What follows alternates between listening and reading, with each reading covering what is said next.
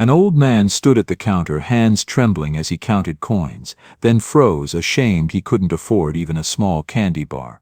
Watching in silence, a young cashier, stomach growling and pockets nearly empty, quietly paid for him without a word. What she didn't know was that he wasn't just a stranger. He was the CEO of the entire supermarket chain. And that one silent act of kindness was about to change her life forever. Before we begin, let us know where you're watching from. We'd love to hear your thoughts.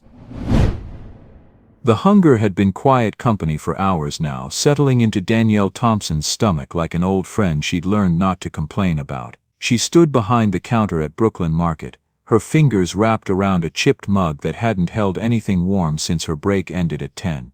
The fluorescent lights buzzed overhead with that tired electric hum, casting everything in sickly yellow that made her reflection in the security monitor look older than her 24 years. Her phone buzzed against the counter. Another missed call from Mr. Griffin about rent. She let it go to voicemail, already knowing what he'd say about market rates and rising costs and how surely she understood. But she didn't understand, and even if she did, understanding wouldn't make the money appear. The bell above the door chimed softly, pulling her attention from the growing knot in her stomach. An older man stepped inside, moving carefully like someone testing unfamiliar ground. His gray hair was neatly trimmed, but everything else about him seemed deliberately unremarkable. Worn coat that had seen better seasons, scuffed boots, hands that looked like they'd once known hard work but had gone soft with time. Danielle watched him with the quiet attention of someone who'd learned to read customers like weather patterns. This wasn't someone who usually shopped for himself. Recently widowed, maybe, or divorced. Something in the way he moved through the aisles suggested he was learning a new language of survival. He drifted toward the back where necessities lived. Milk, bread, the essentials that couldn't be postponed or substituted. His fingers traced along shelves with deliberate care, picking up items and setting them down like he was performing calculations more complex than simple addition. At the protein bar display, he stopped. His hand hovered over the bars like a man weighing more than just price against value.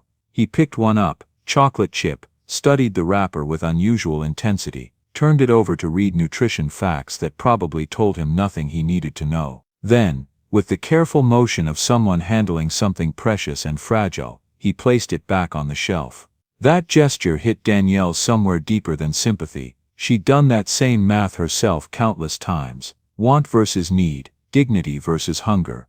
The quiet calculations that poor people learned to make so automatically they forgot they were math at all. The man approached her register carrying just milk and bread. Nothing extra, nothing that couldn't be justified as absolutely necessary. Evening, Danielle said, her voice carrying warmth despite the exhaustion that had settled into her bones. He nodded, placing his items on the counter with the care of someone who understood that everything cost more than it should. Thank you. She scanned the milk. Beep. The bread. Beep. That'll be $6.47. He counted out exact change from a leather wallet that had seen better decades, placing each bill and coin with the precision of someone for whom every cent required consideration.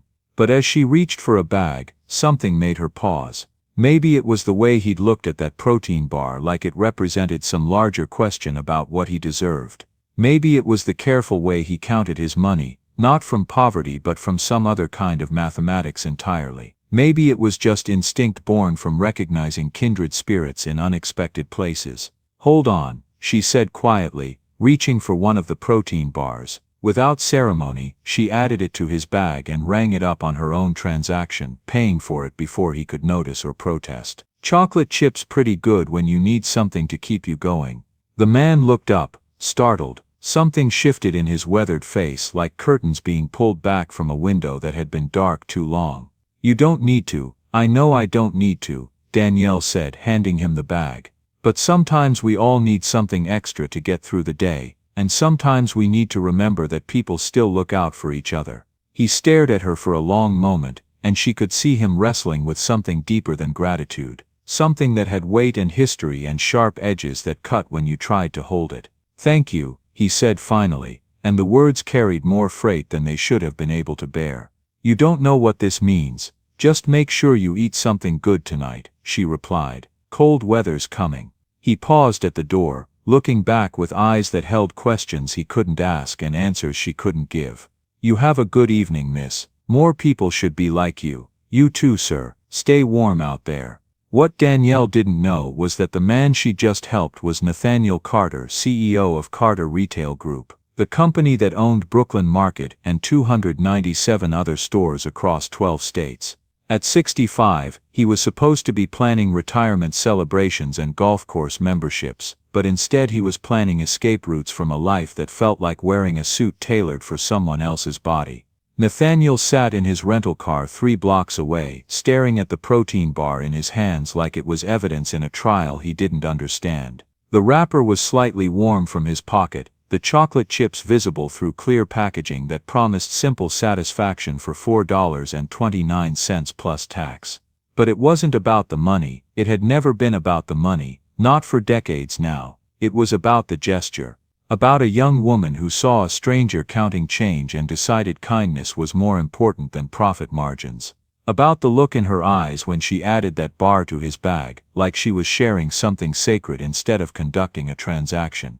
6 months ago his wife Sarah had died after a fight with cancer that had lasted longer than some wars and left him questioning everything he'd spent 40 years building. 3 months ago, his board had started making pointed comments about succession planning and fresh leadership. 2 months ago, he'd stopped recognizing himself in mirrors, seeing instead a stranger who'd traded his soul for shareholder value, so he'd started walking, driving to random store locations in rental cars, dressing in clothes from thrift stores, trying to remember the young man who'd once believed business could be about more than extracting maximum value from communities that had no choice but to submit. Brooklyn Market was supposed to be failing. Every metric said so. Demographics were challenging, foot traffic was declining, a shiny new chain store 6 blocks away was supposed to be killing them slowly. Corporate had it marked for closure within the year, another casualty of market forces and efficiency optimization.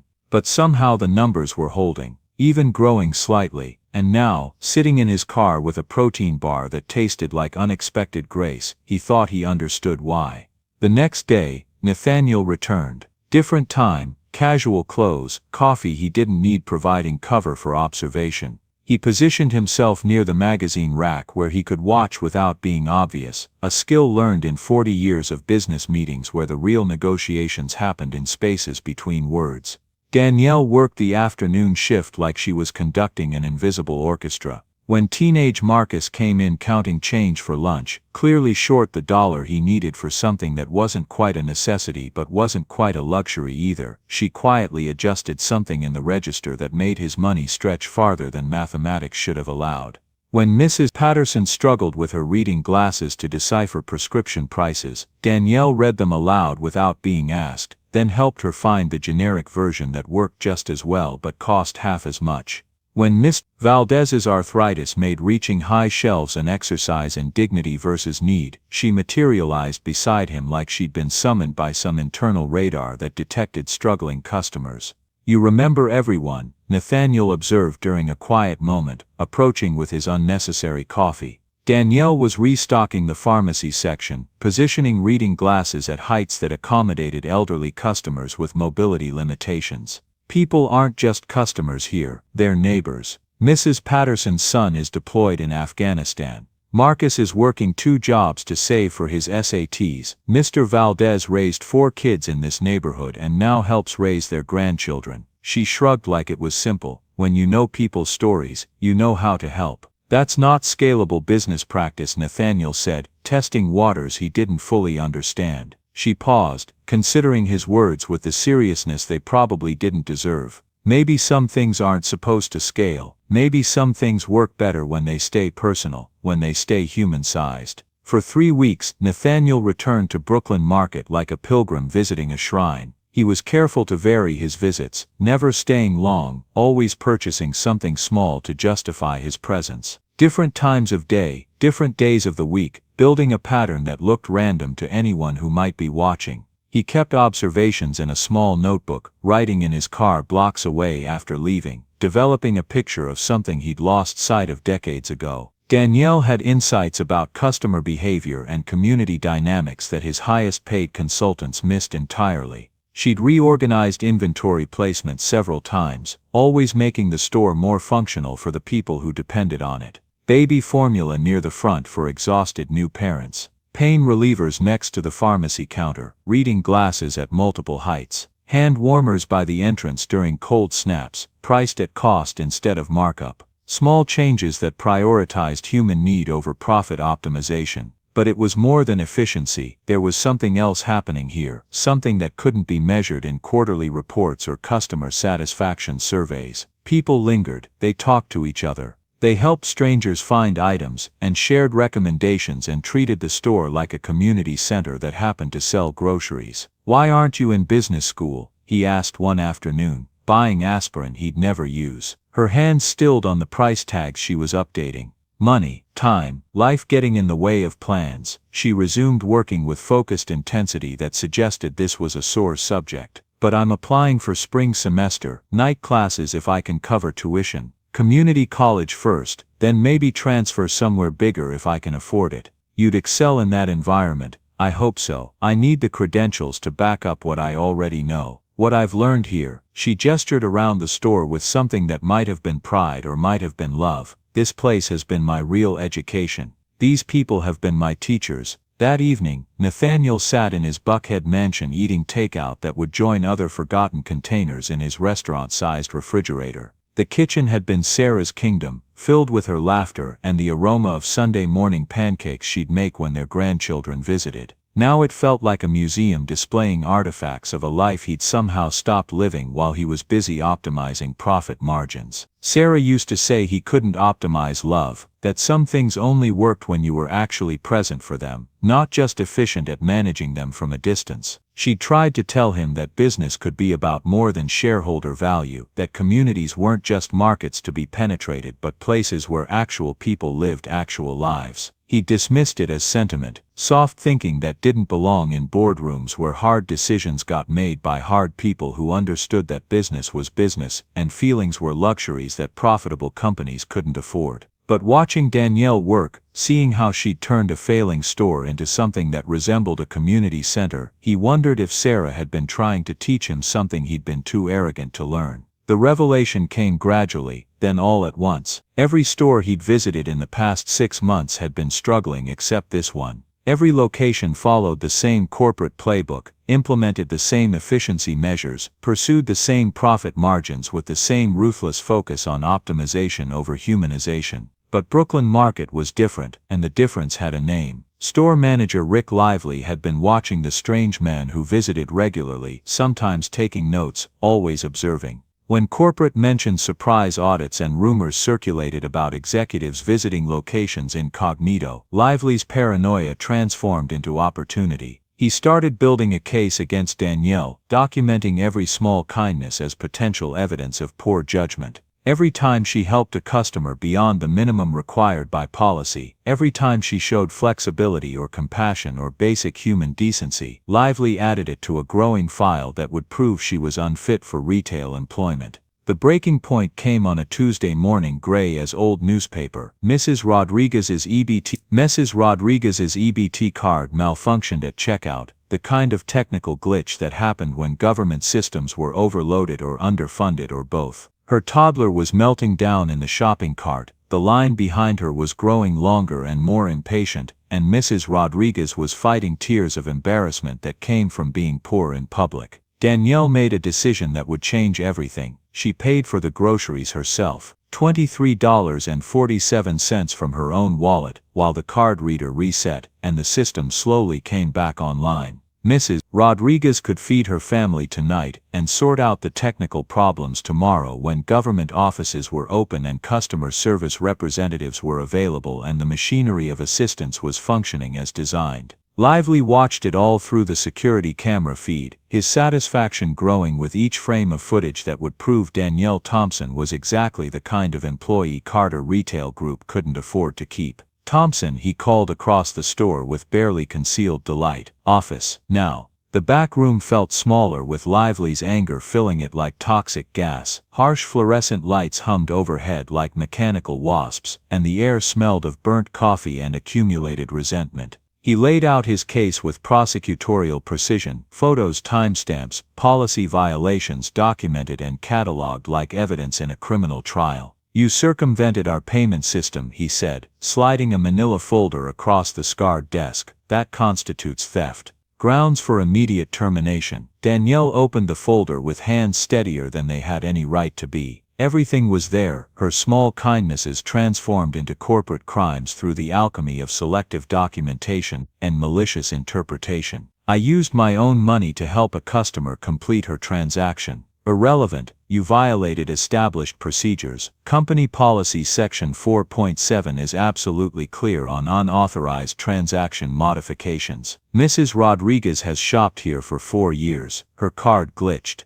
I provided customer service. You provided unauthorized assistance using non-approved methods that circumvent corporate oversight and create liability exposure." Lively leaned back in his chair, savoring each word like fine wine. "Security will escort you out in 10 minutes. Clear out your locker." Danielle stood slowly, removing her name tag with the deliberate care of someone handling a religious artifact. She'd worn it for 2.5 years, through double shifts and difficult customers, through small triumphs and daily indignities. "I've worked here for 2.5 years. Customer satisfaction scores improved 38% during my tenure. Revenue from repeat customers increased 42% because people trust this place. And you're firing me for making sure a mother could feed her children." She placed the name tag on his desk like laying a flower on a grave. "Your rules are broken. Your system is broken, and you're broken for choosing to enforce cruelty when you could choose to enable kindness." Outside, November wind cut through her jacket like it was made of paper. Danielle walked to her car, carrying a small cardboard box containing 2.5 years of accumulated personal items. A coffee mug her mother had given her, a photo of her and Marcus at his high school graduation, reading glasses she kept for elderly customers who forgot theirs. She sat in her car for 20 minutes, not crying, not moving, just breathing, and trying to understand how helping someone buy groceries had become a fireable offense. How kindness had become a liability in a business built on serving human needs. Across the street, Nathaniel Carter watched through his windshield as Danielle's car pulled away from Brooklyn Market for what she didn't know would be the last time as an employee. He'd seen that particular walk before, in corporate downsizing meetings where good people got sacrificed to efficiency metrics. The way shoulders stayed straight while everything inside collapsed. He pulled out his phone and made a call that would change the trajectory of several lives. Within hours, word began spreading through West End like ripples from a stone thrown into still water. Mrs. Patterson called her sister, who called the woman who ran the daycare. Marcus posted on social media his teenage outrage translating into surprisingly articulate commentary about corporate injustice and community solidarity. Mr. Valdez shared the story during afternoon dominoes at the senior center. But the real catalyst was Rashad, a 16-year-old who'd been documenting everything on his phone for a school project about community economics. His video captured exactly why people were angry, not just about Danielle but about systems that rewarded cruelty while punishing compassion. The video went viral in the way that stories sometimes do when they touch something universal about powerlessness and injustice in the hope that someone somewhere might actually care about doing what's right instead of what's profitable. By evening, the Brooklyn Market parking lot looked like an impromptu town hall meeting. Folding chairs materialized from apartment balconies and car trunks. Handmade signs appeared. "Justice for Danielle. Good people deserve better. Corporate greed stops here." Local news picked up the story because small injustices often reflected larger systemic problems, and this one had all the elements that made viewers care. Hard-working young woman, heartless corporation, community fighting back against impossible odds. When Channel 7's news van arrived, followed quickly by competing stations, Nathaniel knew his moment had come. He'd spent weeks observing, taking notes, planning what he might do. Now the moment demanded action, and with it the weight of 40 years of corporate decisions that had led to this parking lot confrontation. He walked through the growing crowd toward the locked front doors of Brooklyn Market. People made way without knowing why, perhaps sensing the gravity he carried like an invisible cloak. At the entrance, he turned to face the cameras and curious neighbors. "My name is Nathaniel Carter," he said, his voice carrying across the parking lot like a bell tolling in the distance. I'm the CEO of Carter Retail Group. The murmuring stopped as if someone had unplugged the world. For the past month I've been visiting this store anonymously, trying to understand what makes it successful when others in our chain struggle. What I discovered was Danielle Thompson. He paused, letting her name carry the weight it deserved. She represents everything right about retail service, everything good about human nature applied to business. She was fired for everything wrong with corporate policy. He turned toward the darkened store windows, then back to the crowd. This injustice ends tonight. But more than that, this is where we start building something better. Something that serves communities instead of extracting value from them. The applause started slowly, then built like thunder rolling across hills toward a storm that might wash everything clean. Later that night, alone in her small apartment, Danielle sat on her couch still wearing the clothes she'd been fired in, staring at her phone as notifications poured in from people she'd never met expressing outrage on her behalf. The surreal nature of becoming accidentally famous for being kind made her feel unmoored, like she was watching someone else's life unfold on a screen. Her phone rang. Marcus. Miss Danielle, he said, his voice trying to sound more adult than his 16 years allowed. I saw the news. This is crazy. I know. I don't understand any of it. That man, the CEO, he wants to help you, right? You should talk to him. I don't know if I can trust anyone in a suit right now. But what if you could change things? What if you could make it so other people don't get fired for being good people? She was quiet for a long time, listening to the sound of her own breathing and the distant traffic and the weight of possibilities settling around her like snow. I'll think about it, she said finally. The next morning, Nathaniel called her directly. His voice was gentler than she'd expected, worn around the edges like old leather. Would you be willing to meet, just to talk? No cameras, no pressure, just two people trying to figure out how to do better. They met at a small diner 6 blocks from Brooklyn Market, the kind of place that served coffee in heavy white mugs and didn't hurry anyone who needed to think. Danielle arrived first, choosing a corner booth where she could see the door, still not entirely sure this wasn't some elaborate corporate manipulation. When Nathaniel walked in, he looked older than she remembered, more uncertain. He slid into the booth across from her with the careful movements of someone carrying invisible weight. I owe you an explanation, he began. And an apology. You lied about who you were. I gave you my real name. I just didn't mention owning the company that employed you. He stirred his coffee, watching cream spiral into brown galaxies. I needed to see our stores through customer eyes, not CEO eyes. I needed to understand what we'd lost. And what did you see? That I'd built a system that punishes human decency and rewards corporate sociopathy. His voice carried decades of accumulated regret. I want your help fixing it. How? Work with me. Start as a community liaison consultant, part-time while you're in school. Help me understand what policies need changing and why. Real authority to pilot new approaches, not just advisory positions that get ignored when quarterly results come in. He slid a handwritten letter across the table.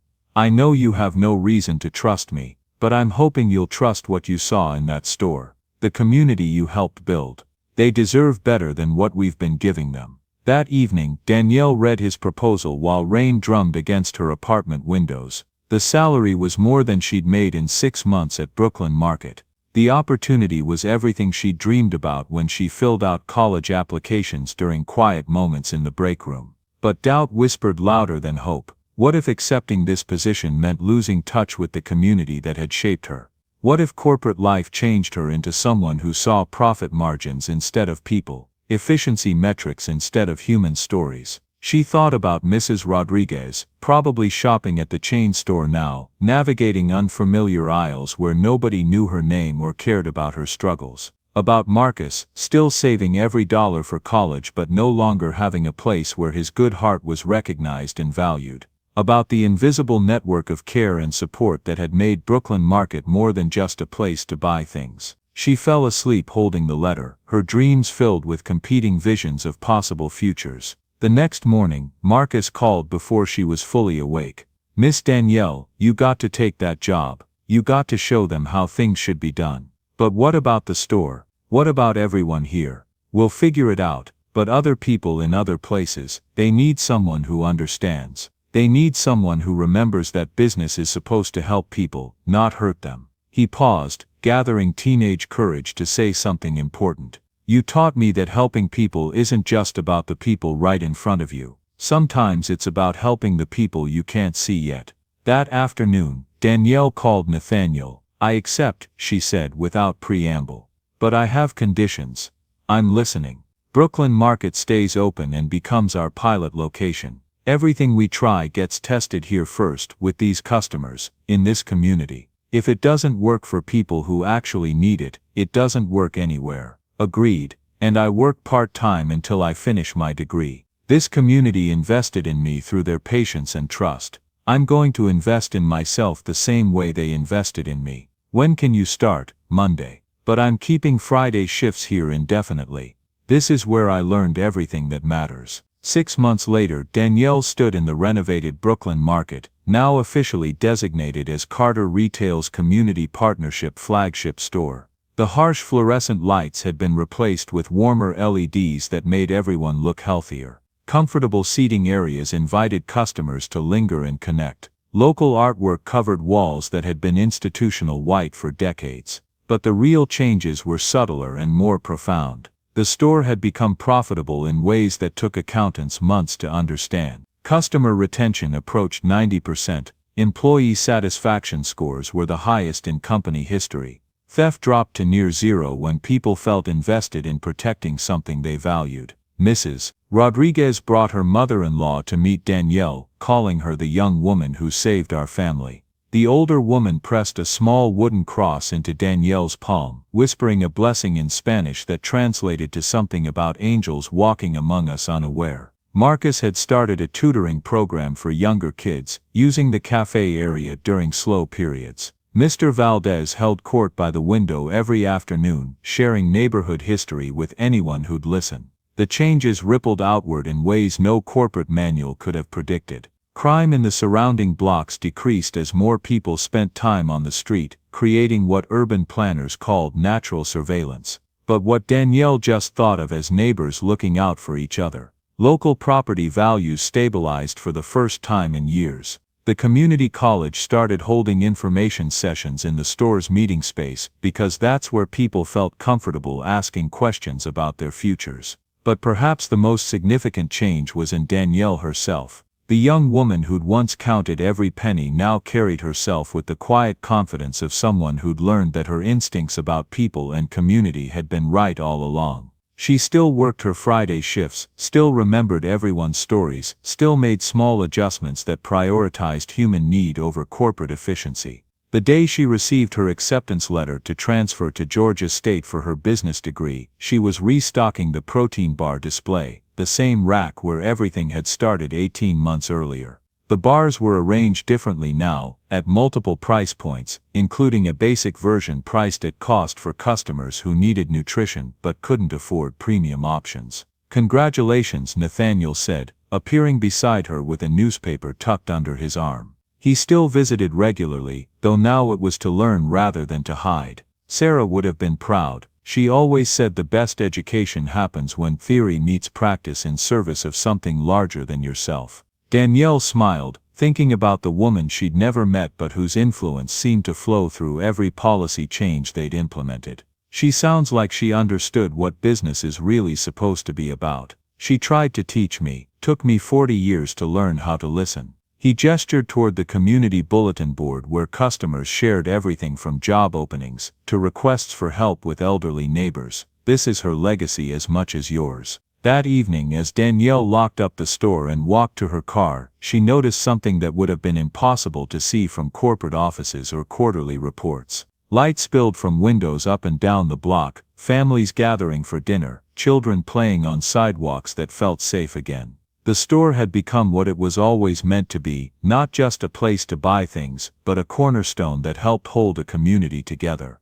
Standing behind the familiar counter on a Friday afternoon, watching her community rebuild itself around principles of mutual care and support, Danielle understood that success wasn't about rising above your circumstances. It was about transforming your circumstances so everyone could rise together. The protein bar was still there, framed behind the counter not as a trophy but as a reminder. Sometimes the smallest gestures carry the greatest weight. Sometimes the most human thing you can do is also the most revolutionary. And sometimes, if you're very lucky, kindness finds its way into the right hands at exactly the right moment and changes everything. 6 months later, when a delegation from Harvard Business School visited to study the Brooklyn market model, they found Danielle training 3 new community liaisons who would carry these principles to stores across the Southeast. The professors took notes and measurements, trying to quantify what couldn't really be quantified: the value of knowing your neighbors' names, the profit margin of genuine care, the return on investment of treating customers like human beings instead of revenue streams.